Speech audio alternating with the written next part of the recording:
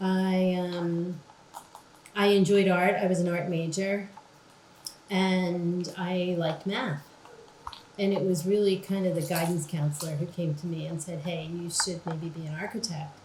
And I started looking into it. I took a drafting class because everyone really early on thinks architecture is drafting, not the design components. So it was really the guidance counselor uh, who suggested I study architecture. And I got involved by applying to architecture schools and looking into them and trying to understand what the whole field was about. I remember my dad took me out to dinner with an architect, and I was like, yeah, this is something I could do.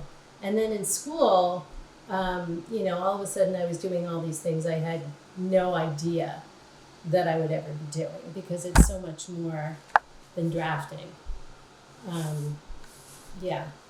And that's really how I found out though. And then in school I realized I love this and I have to keep pursuing it and it's really what I'm going to be doing. Yeah. It's had me drawing and painting, so certainly the arts were a big thing. And my father wanted to make sure that I went to school for a profession. So that was very important, that I be a lawyer or a doctor or an architect. So while they didn't really influence in me per se, they were eager that I not just follow a arts and sciences curriculum. Yes. Part of what keeps me going are the clients. I so much enjoy working with people and I mean, it sounds so cliche, but bringing their dreams to life. Someone can come to me and say, we need to add an ADU onto our house for our mother who can't live alone anymore, and I can help make that happen, and that is really a beautiful thing to be able to help people. Sometimes it's a very small project. I just recently did a writer's retreat, a little shed in someone's backyard in Rhode Island. And it was a very small project, and this man gave it to his wife as a gift. And it was just such a beautiful thing. And they were so excited about a really beautiful space that was crafted with the land, where she could go and really immerse herself in her writing and the landscape. And I just loved working on that little small project almost as much as, an enormous multi-family property that's huge. That was beautiful because it was a little piece of art. So yeah, the clients keep me going. Definitely. That's the exciting part. I love when I first get an email from someone asking me, can we talk? Can we talk about a project? Because that's so exciting, is exploring what it is they want to do and how I can help them. So our approach is really to start with the land and the site, and what the client wants. It's very important that all of those things are married. Otherwise, you're going to just have, a developer type house plopped onto a piece of land. It should really reflect where it is. And if there's a view, it should look at the view. If it sits on a street, it should have some relationship to the street. So a house always needs to embody its surroundings. I would say part of what we bring to the process is that knowledge, and I like to think that, unless it's a new house obviously, our projects look like they should always have been there. And this is really in regard to additions and renovations. It shouldn't look like an add-on.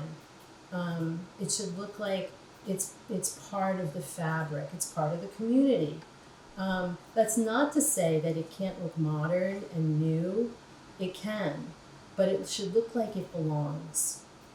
And I think we bring, obviously, a good sense of design, but we bring the understanding of design.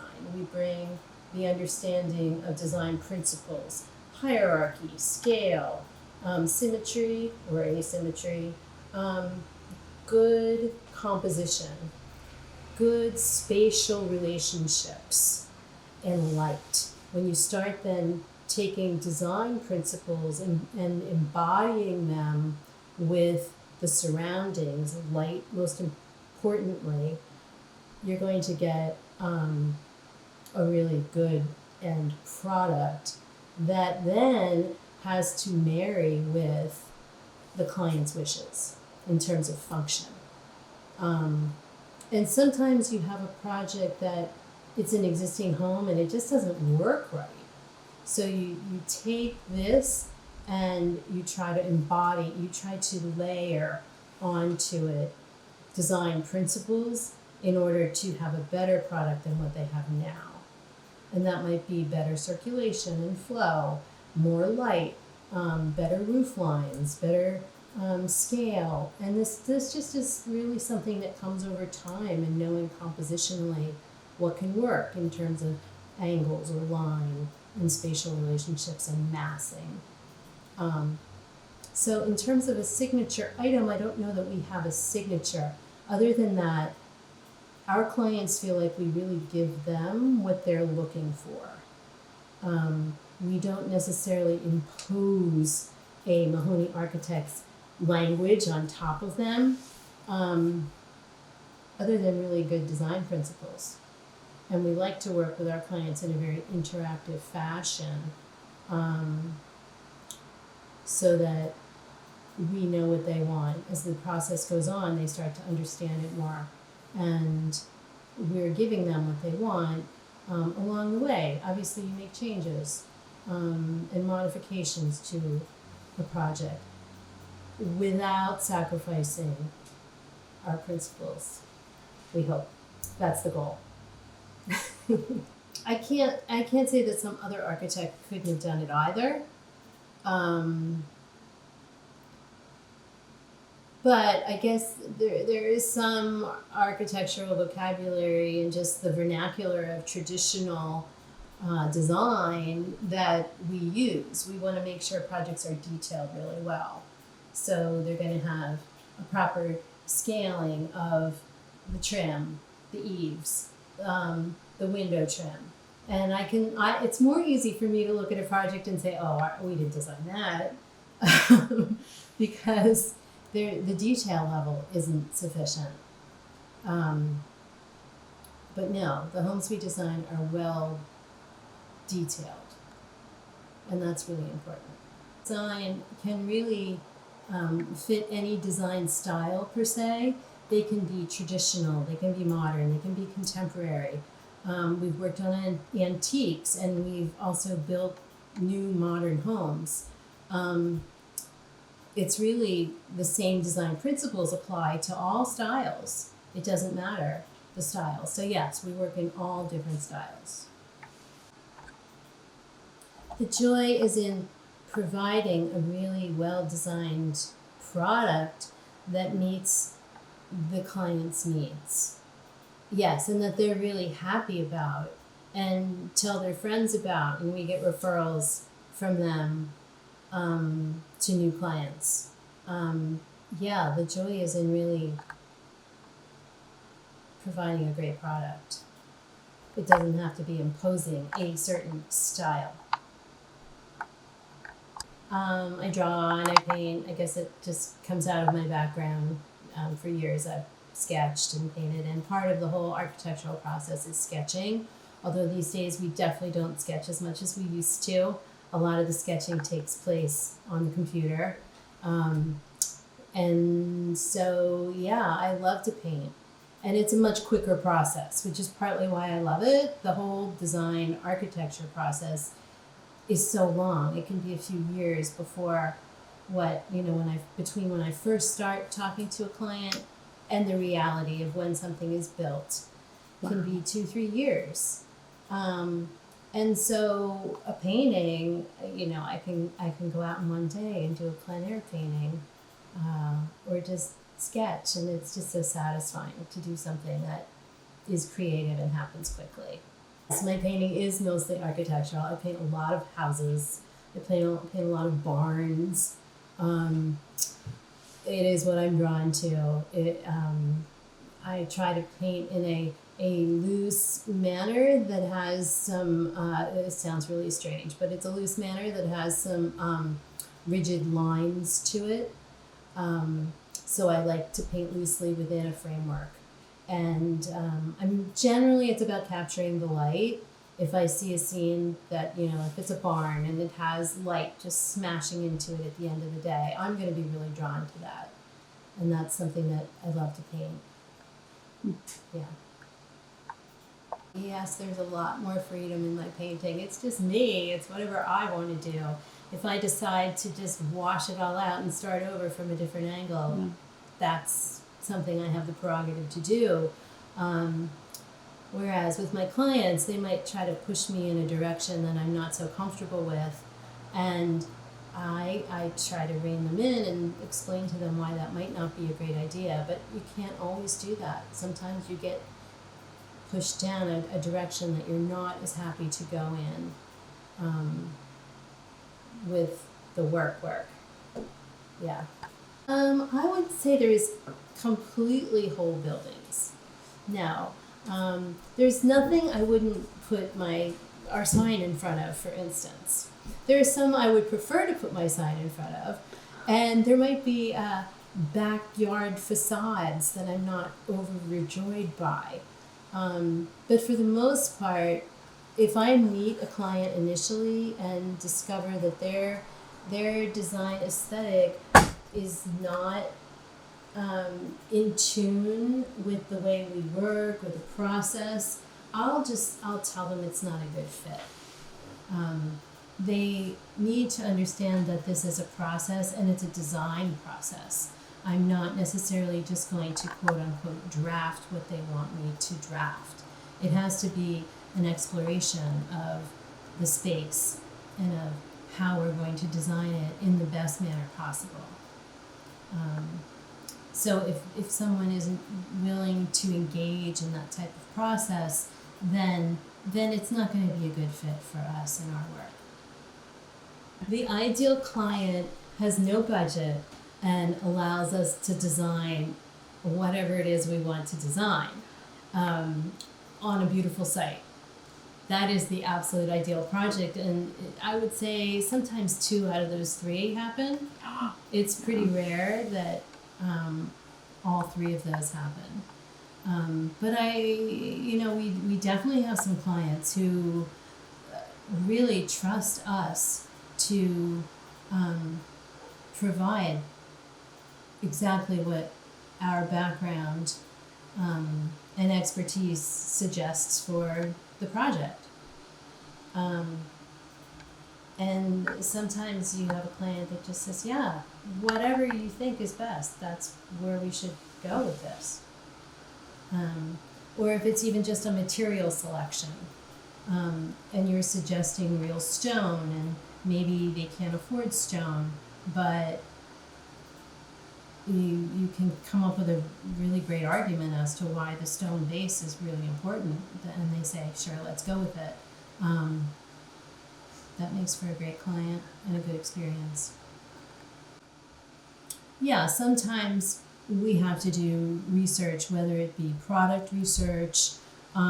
These days there's a lot of information regarding energy that's required, and depending on what town it's in, it can have different energy requirements than a different town. So there's a lot needed in terms of insulation requirements and wall and HVAC requirements, how they're all married together. And there's a lot of new products out there. It's so hard to keep up with all the new products. So there's a lot of research required in that regard. And structurally, sometimes you have this idea that just looks so great on paper, but it's really difficult to build. So you have to research, can you even build it? Does it make sense given the budget parameters? You know, are you just going to need tons and tons of steel and it doesn't make sense for where it is? Or is this something that you can build more simply by ratcheting down your idea ever so slightly? Because that's a reality. It needs to be built. It can look great, but all of our work obviously needs to be built. It has to become a reality. And how to make that a reality often requires research. This isn't right. This is not a good fit.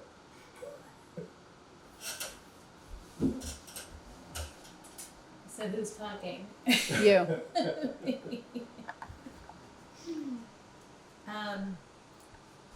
So there is a huge amount of trust involved in the process.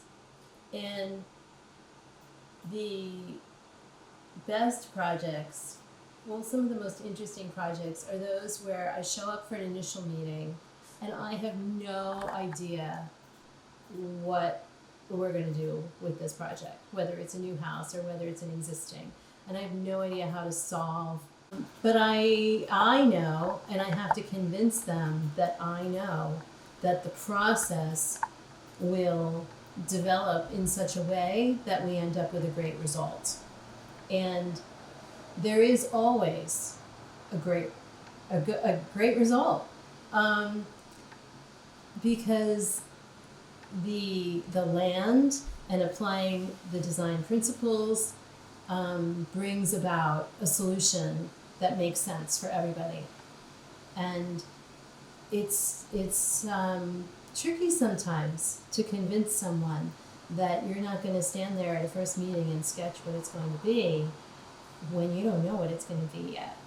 But you know you can get there. Yeah. So we have a fairly standardized method of design. It's not unlike most architects, but we go through a 4-stage process of design. The first is really documenting and understanding what is there now and analyzing that. So if that's a piece of land, we're going to understand the scale of that land, where the views are, where the winds are, where the light is, what are the surrounding buildings, where are the trees. What we really want to understand that piece of land. And we are then going to put a few sort of blocks on that land to say this is where a house could be located, this is where one could be, and then lay out the pros and cons of those different locations on the site. So that's really the first step of conceptualization and programming the various pieces into a house and saying, okay, the kitchen and the breakfast room would be over here, and you might want the bedrooms over here, and the living spaces will face the sunset. So you really sort of just do little bubble diagrams, understanding where those spaces could be. The second phase of design is schematic, and that's where you've chosen one of those concepts and you're laying out the spaces to scale, but very much in a way that's changeable and malleable. And you're looking at it now from plan and from exterior elevations and trying to get a sense of the massing of the overall building. And I usually show a client 2 or 3 of these ideas and get their feedback. And what usually happens is that they say, oh, we like this from this version and this from this version, and oh, we've decided we want to add a 2-car garage. So then you have to go back and you sort of provide a mashup of these versions and move into the third stage of design, which is design development. And in that phase, we're looking at things much more vertically. We're cutting slices through the building to really understand how upper spaces are relating with lower spaces, and we're making things real. We're not just drawing a rectangular shape for a window, we're putting in a window. An Anderson 2436 We're counting the risers and treads on a stair and making sure the stairs work. We're drawing interior elevations so they can start to understand what the interior spaces look like. So everything is becoming a little more real, but there's still room for change and modification. And so then, taking in that feedback from the client and our own changes as we go through and realize, oh, this room is not proportioned quite right. It should be a little taller or a little wider. We move into the final phase of design, and that is the construction drawings. And in the construction drawings, we're really finalizing everything and making sure that the drawings are biddable, generally by multiple contractors. They're permittable by the town, and then buildable by the contractor of their choice.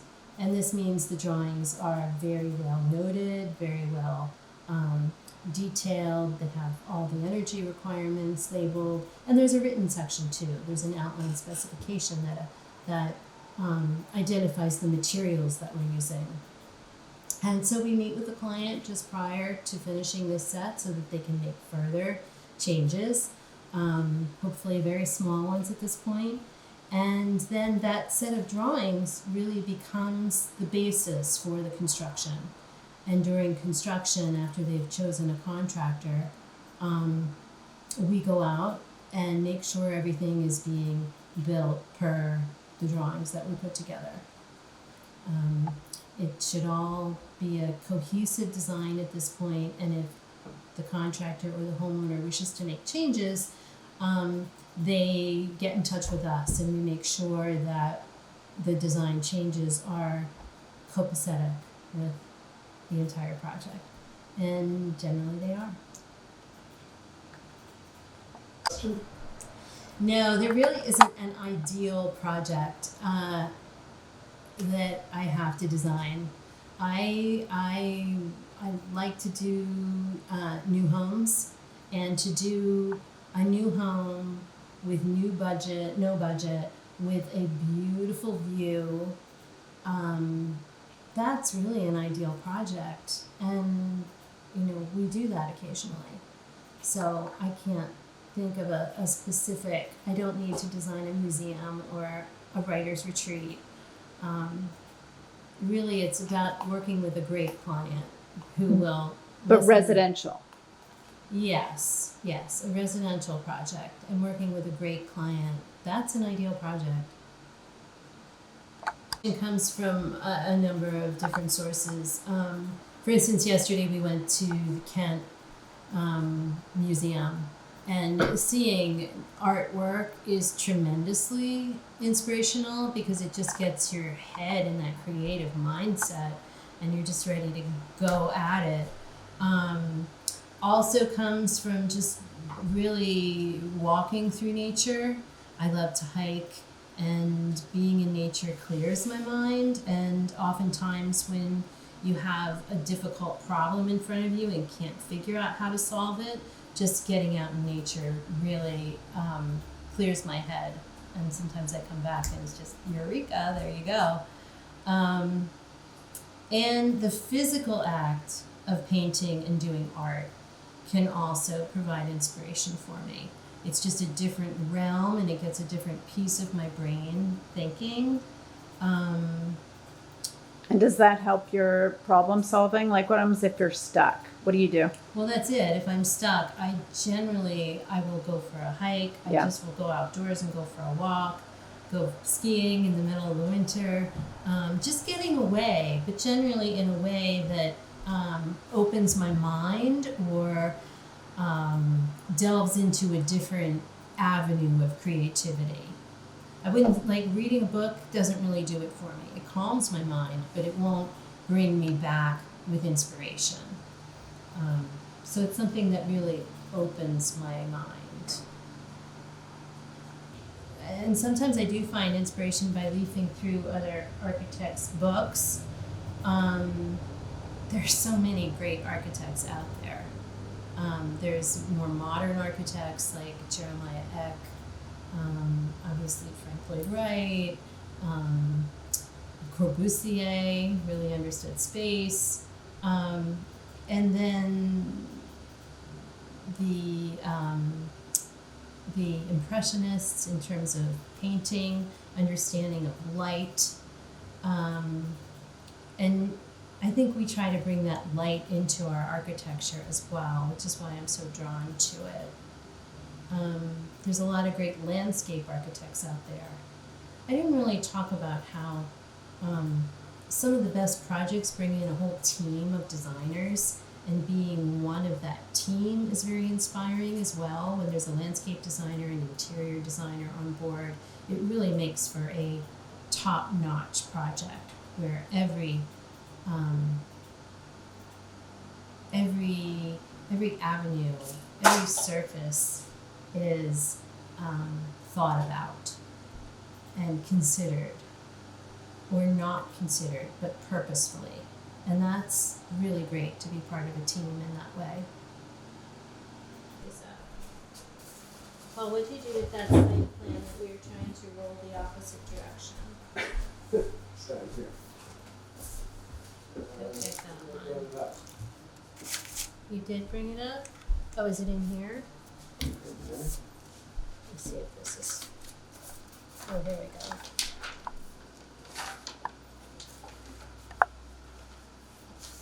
We can show you that. Show you this. Oh, those are better? Well, they're not as quickly. Oh, okay. Yeah.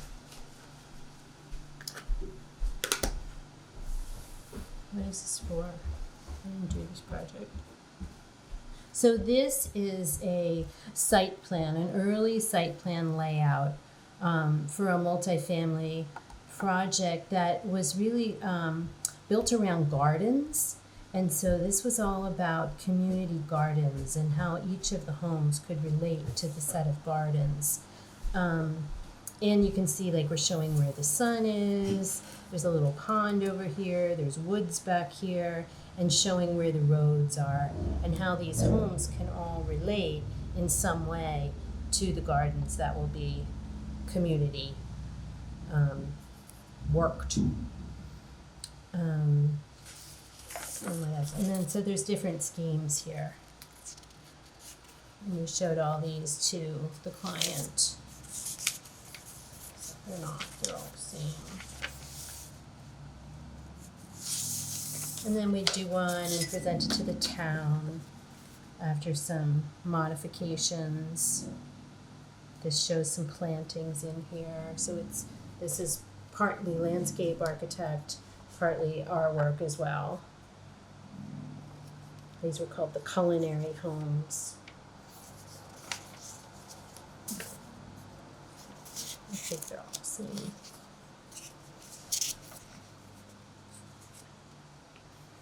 And then these are some of the unit plans themselves.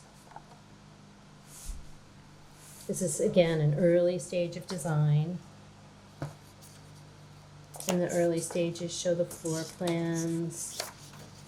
They show how the units are going to work when there's two of them side by side. They show some exterior elevations. Again, all very much an early stage of design.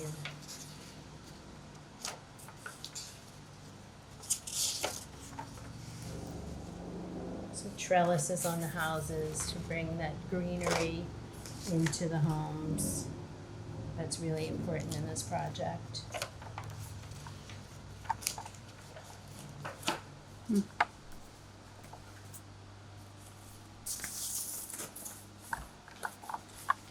And then we do more detailed drawings. This is another set of drawings. This is a final set of drawings.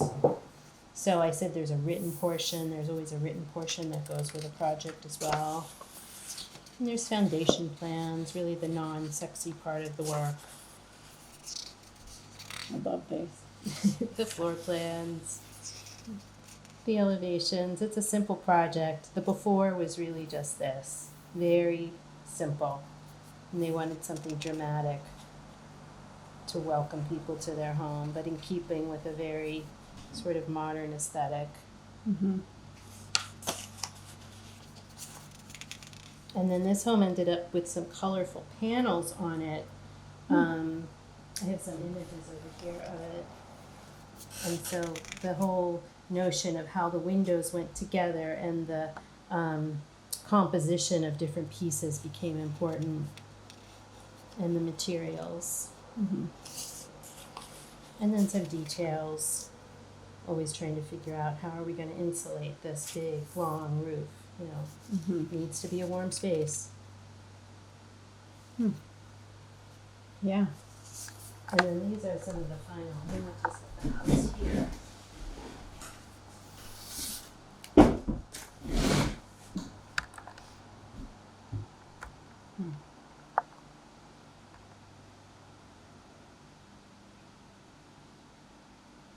I love these drawings. The hand-drawn ones. The hand-drawn ones, right? Yep. So we used to do schematic design all by hand. Wow. It's all to scale and all by hand. That's so cool. Yep. So is that the same thing? No. It's This the is- same thing as these drawings. Yeah. Oh, yeah. Yep. Right. It Those are cool. just, and they are so much more, they're rich to look at. And so you don't do this process anymore? We don't. No, we put it straight into the computer. Huh. Sometimes we'll do a 3D rendering, Yeah. but we've also found that we can do it this way more quickly. Is that SketchUp? No. It might be SketchUp. We actually send this out. Oh. Yeah. But these are the finals. Not of the house I showed you. These are the finals of the house I was showing you. This was the original. Oh, wow. What a difference. Huh. Interesting. Yeah, it wasn't a big project, but it was really fun. This is the writers? No, this Studio? was not. That was really small. Oh, okay. No, this is just Cool.